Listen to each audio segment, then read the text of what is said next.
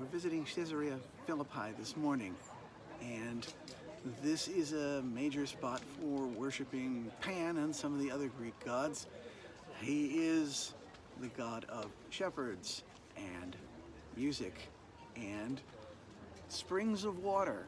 They would pray to him and hope that these pools here would be filled with water for their animals to drink. This is, as it so happens, the result of a year's worth of drought. And this is what it would look like if he didn't provide, so to speak. But, of course, relying on some mythological figure really doesn't get us anywhere. You can see in the cliffs behind me how there are niches cut into it. People would place their little gods there, place little offerings to them, pray to them for good weather, a heavy rain, whatever they needed. And it's in front of this backdrop that Jesus walked with his disciples, probably having just passed by Hazor, maybe even thinking about Jeremiah's prophecy that the place would be a deserted ruin for all generations. And he asked them, "Hey fellas, you hear people talking. Who do they think I am?" And they gave him all sorts of examples. Moses, Elijah, Jeremiah, one of the other prophets, somebody great, but no greater than any of the other great names that came by in Jewish history. There may have been a whole number of possibilities. After all, as our tour guide has pointed out, you get 3 Jews together, you'll get 4 or 5 different opinions.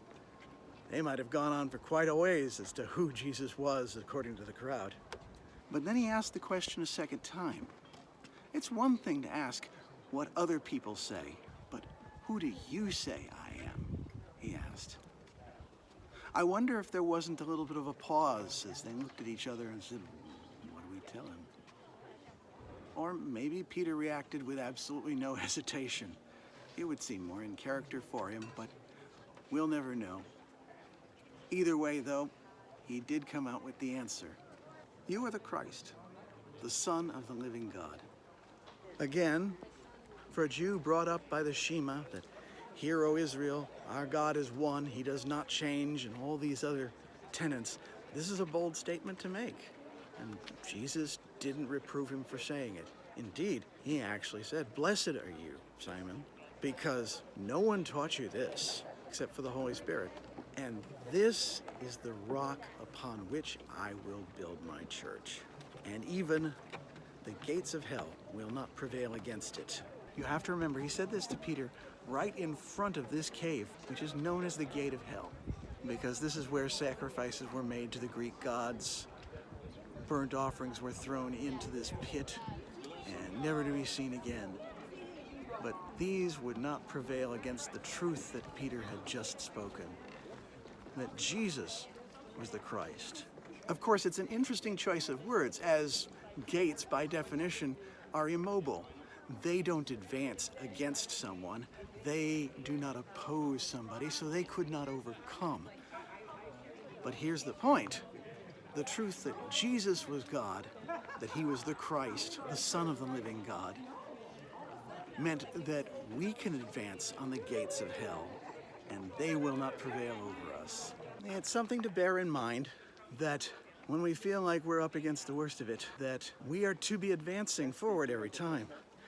It is the gates that we will overcome. They are not meant to overcome us.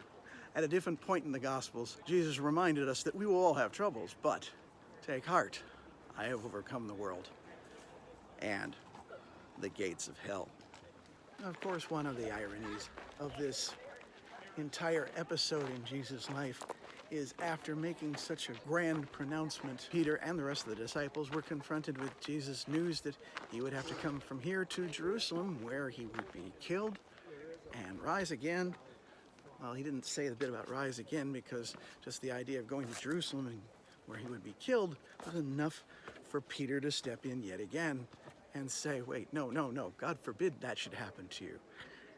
And with that, he had to be reproved with, "Get behind me, Satan." So from becoming what some people interpret as the rock of the church to being Satan was a fall so fast that I'm surprised the old fisherman didn't get whiplash.